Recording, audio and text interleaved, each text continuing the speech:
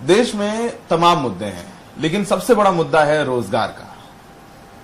रोजगार के मुद्दे को लेकर के युवा अक्सर प्रदर्शन करते रहते हैं और इस बार भी प्रदर्शन हो रहा है, लेकिन इस बार हिंसक प्रदर्शन हो रहे हैं। जो केंद्र सरकार योजना लाई है, अग्निपथ योजना, जिससे सेना में भर्ती होगी, उसको लेकर के युवा सड़कों पे। 4 साल का टेन्योर होगा और 21 साल में रिटायरमेंट। पहले साल के लिए 2 साल का रिलैक्सेशन दिया गया है, लेकिन युवा नाराज हैं। उनको लग रहा है कि उनके साथ ये धोखा हो गया, न पेंशन होगी न मेडिकल सुविधा होगी। तमाम लोग अपनी बात खुलकर रख रहे हैं और हम सब जानते हैं। सत्यपाल मलिक साहब हमारे साथ, मेघालय के गवर्नर हैं। किसानों का मुद्दा हो और अब जवानों का मुद्दा हो, उस पर अपनी बात रखते हैं, मुखर होकर बोलते हैं, डरते नहीं हैं। सर, अग्निपथ योजना के बारे में आपको पता है, युवाओं में देखकर, खासकर जो गांव से आने वाले युवा हैं, वो तैयारी करते हैं, दौड़ते हैं, चाहे सर्दी गर्मी बरसात। 4 साल से भर्ती नहीं आई और अब तो जो भर्ती भी होंगे वो 4 साल के लिए होंगे। इस पर आपकी टिप्पणी क्या है, आपका पहला रिएक्शन? देखिए, ये बहुत ही अन्यायपूर्ण काम हुआ है और इसका बहुत रिएक्शन, जितना दिखता है उससे ज्यादा रिएक्शन है। मुझे बहुत फोन आया, मुझे रिमोट जैसलमेर से एक बच्चे का फोन आया जिसका नाम नानक है कोई। उसने कहा साहब मैं सारे टेस्ट पास कर चुका था, एक कोई लास्ट रह गया था, वो सब कंडेम होकर मुझे नए सिरे से पेश होना पड़ेगा। तो ये बहुत ही not a well thought out scheme, ये बहुत खराब तरीके से सोच के किया गया है।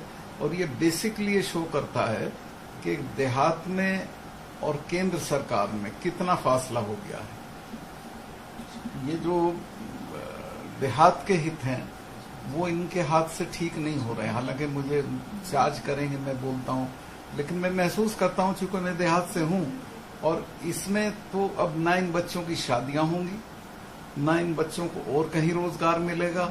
एक पूरी पीढ़ी को आप तबाह कर रहे हैं। बच्चों का ये कहना है कि 21 साल में रिटायर जब हो जाएंगे, सरकार कहती है इनको और रोजगार मिलेंगे, आप वॉरफेयर में ट्रेन होंगे, आप युद्ध कौशल में ट्रेंड होंगे और आपको बाहर नौकरियां मिल जाएंगी। बीजेपी एक नेता है कैलाश विजयवर्गीय, उन्होंने मीडिया से बातचीत में कहा है कि जो युवा वहां से आएंगे उन्हें हम बीजेपी के दफ्तरों में गार्ड की नौकरी को लेकर प्राथमिकता देंगे। ऐसे बयान भी आ रहे हैं। सोचिए, आपका रिएक्शन इस पर हम जानना चाहेंगे कि एक लड़का है जो वर्दी पहनकर सेना में जाता है, सरहद पर रक्षा करता है और वो बीजेपी के दफ्तरों की रक्षा करेगा।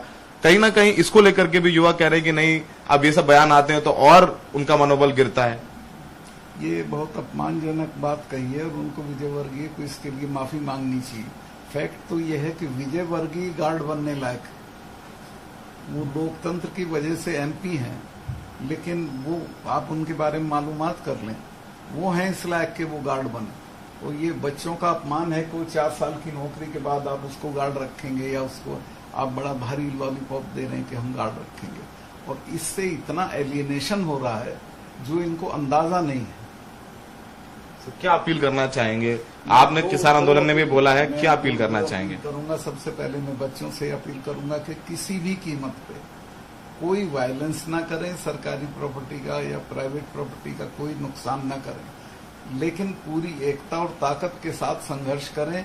और मैं श्योर हूं, अगर मिल के लड़के लड़ेंगे तो सरकार को इस पे वापस आना पड़ेगा और आना चाहिए।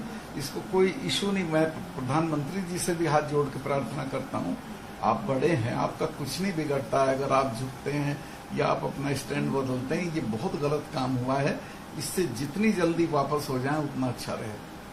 अपील तो कर रहे हैं मलिक साहब। अक्सर आपके बारे में जब हम आपसे बात करते रहते हैं, हम आपके भी शुभचिंतक हैं, तो आप अक्सर जब इंटरव्यू दे देते हैं तो आप पर बड़े जो है सवाल उठाए जाते हैं कि भाई अपनी सरकार के खिलाफ बोल रहे हैं, सरकार ने आपको गवर्नर बनाया, पहले किसानों पे बोला, अब जवानों पे बोल रहे हैं।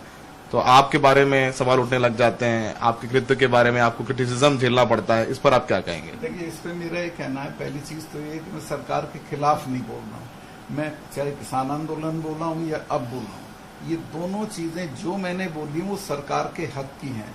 सरकार अगर उस पर विचार करेगी तो उसका फायदा होगा। दूसरे ये कि उन्होंने मुझे बनाया, वो मुझे मना कर दे, मैं फौरन छोड़ दूंगा। मैं तो किसी दिन उसको लेके बैठा नहीं हुआ हूँ। मैंने पहले दिन से कहा है कि अगर सरकार मेरी बात से नाराज है और सरकार में जिन्होंने बनाया है वो ये कह दें भाई सतपाल वी आर अनकंफर्टेबल, तुम छोड़ दो, तो एक भी दिन नहीं लगाऊंगा। लेकिन मैं अपने वर्ग इंटरेस्ट को, अपने लोगों के, नौजवानों के, किसानों के सवालों को छोड़ने वाला नहीं।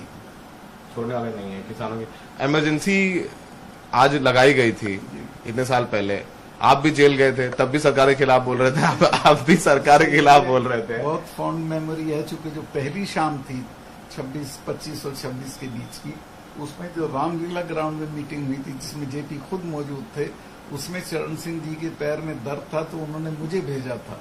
मैंने लोकदल की तरफ से वहां स्पीच की थी और मेहमत क्राउड था, बहुत जबरदस्त, और मुझे लग गया था कि कल तक कुछ ना कुछ हो जाएगा। अगले दिन सुबह मुझे फोन आया 5 बजे रविराज जी का कि सत्ता निकल जाओ, इमरजेंसी लग गई, चरण सिंह जी गिरफ्तार हो गए, फला गिरफ्तार हो गए। कितने दिन रहे आप इमरजेंसी में, जेल में? इमरजेंसी में पहले फरार रहा 6 महीने, फिर 7-8 महीने जेल रहा। जेल रह के इमरजेंसी में, तब भी आप बोल रहे थे और अब भी बोल रहे थे। वो तो बोलता तेवर बदले नहीं आप? नहीं, अभी तो मैं वो बुढ़ापे तक बोलूंगा, यू डोंट वरी।